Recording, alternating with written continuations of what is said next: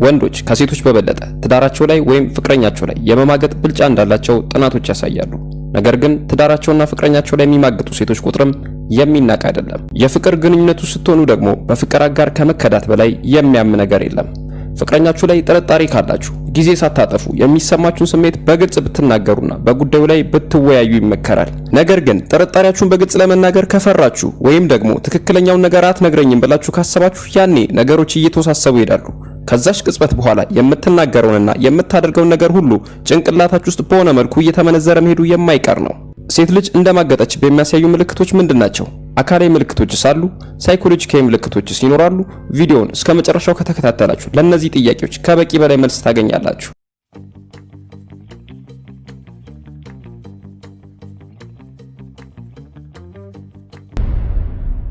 አንደኛ፣ አንተ ላይ ጥርጣሬ ታበዛለች። ሴት ልጅ እንደማገጠችብህ ወይም ልትወሰልት እንደሆነ ከሚያሳዩ ምልክቶች አንዱ ከምንም ተነስታ ስምህን ከሆነች ልጅ ጋር ታያይዟለች። ከሷ ጋር ያለህ ነገር ምንድነው ብላ በጥያቄ ታፋጥጣለች። ይህ አንዱ ጥፋቷን የማካካሻ ወይም ማቅለያ መንገዷ ነው። ታማኝነት ለሷ ትልቅ ትርጉም እንዳለውና ከዚህ በኋላ ግን ባለመታመን እንዳትከሳት ታስጠነቅቃለች። ስለዚህ ፍቅረኛ ወይም ሚስት ከምንም ተነስታ ባለመታመንና በጥርጣሬ ክስ ካበዛችብህ ነቃ ብለህ ብትከታተላት እመክርሃለሁ።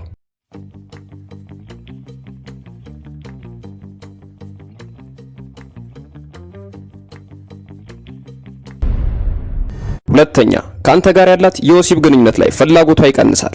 ፍቅረኛ ወይም ሚስት ድንገት የወሲብ ፍላጎቷ ከቀድሞ ኮረደ ወይም በተደጋጋሚ ወሲብ ላለማድረግ ሰበብ የምትደረድር ከሆነ ምናልባት ይሄን ነገር ካንተ በተሻለ የምታገኝበት ሁኔታ ተፈጥሮ ሊሆን ይችላል። ካልሆነም ደግሞ ላንተ የነበራት ተፈጥሯዊ ፍላጎትና ረሃብ ወርዶ በሌላ ተተክቶ ሊሆን ይችላል። ከዚህ በተጨማሪ አንተ ላይ ከማገጠች ህሊናዋ ስለሚወቅሳት እንደ ድሮ በንቃት በዛ ጉዳይ ላይ ተሳታፊ ላትሆን ትችላለች።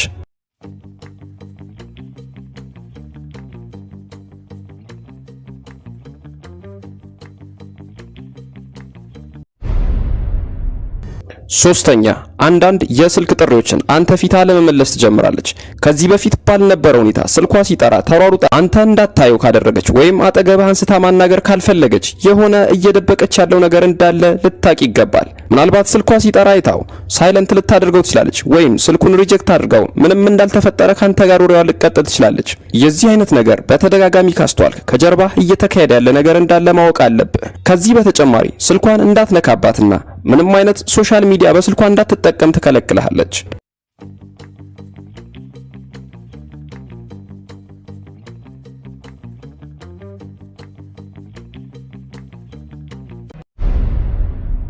አራተኛ፣ ያልተለመደ ወይም ያልተጠበቀ ስጦታ ትሰጣለች። ከዚህ በፊት አድርገው በማታውቀው ሁኔታ ድንገት ያልጠበቀውን ስጦታ ከሰጠች እመነኝ ሐሳብን እየበተነችው ነው።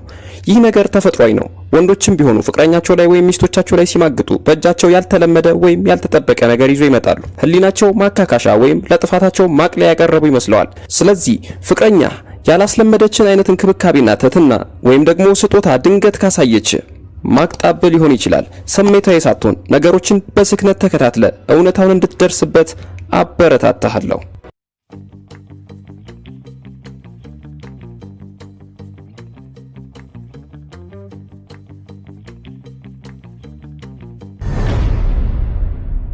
አምስተኛ፣ በተደጋጋሚ ጭቅጭቅ ውስጥ ትገባለች።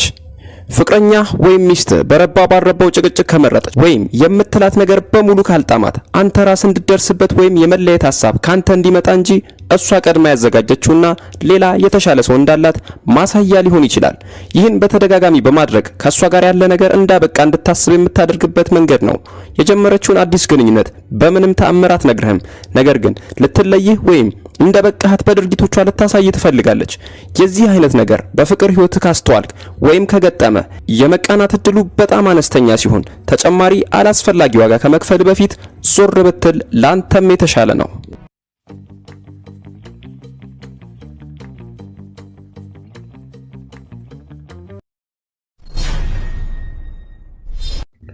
ስድስተኛ፣ ማስመሰል ትጀምራለች። አንዳንድ ጠንከር ያሉና ጥልቅ ጥያቄዎችን በምትጠይቅበት ወቅት ቀጥተኛ መልስ በመስጠት ፋንታ ማስመሰልና ድራማ መስራት ትጀምራለች። ይህ እጅጉን የተለመደው የማገጠች ሴት የምታሳየው ምልክት ነው።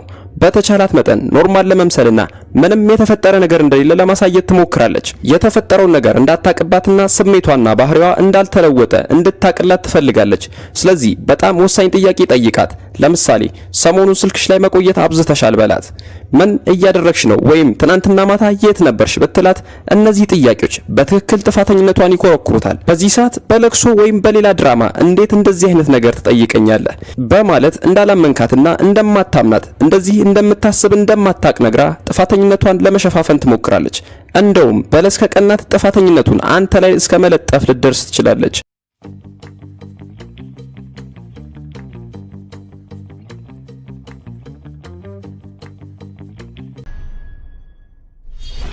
ሰባተኛ ከጓደኞች ጋር ብዙ ጊዜ እንድታሳልፍ ትገፋፋሃለች።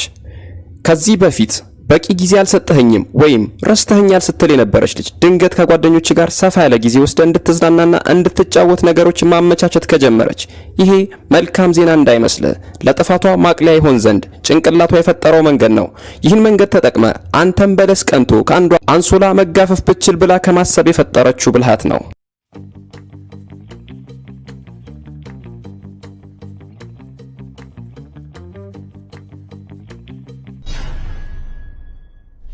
ስምንተኛ የምትሰጥህን ጊዜ ትቀንሳለች። ፍቅረኛ ወይም ሚስትህ በተደጋጋሚ እየማገጠችብህ ከሆነ ላንተ የምትሰጥህ ጊዜ ይቀንሳል። ምክንያቱም በስልክም ይሁን በቻት ከዛ ሰው ጋር ጊዜ ማሳለፍ ስላለባት ነው። ስትማገጥብህ የመጀመሪያ ከሆነ ደግሞ አንተ ፊት ኖርማል ሆና መቅረብ እስክትችል ድረስ በተቻላት መጠን ትርቅሃለች።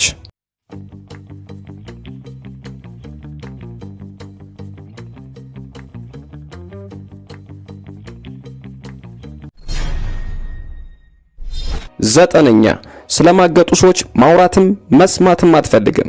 ድንገት ስለ አንድ ትዳር ላይ ስለሰለተ ሰው አንስተ ማውራት ብትጀምር በጉዳዩ ላይ ዝምታን ወይም ከዛ ርዕሰ ጉዳይ በፍጥነት መውጣትን ትመርጣለች።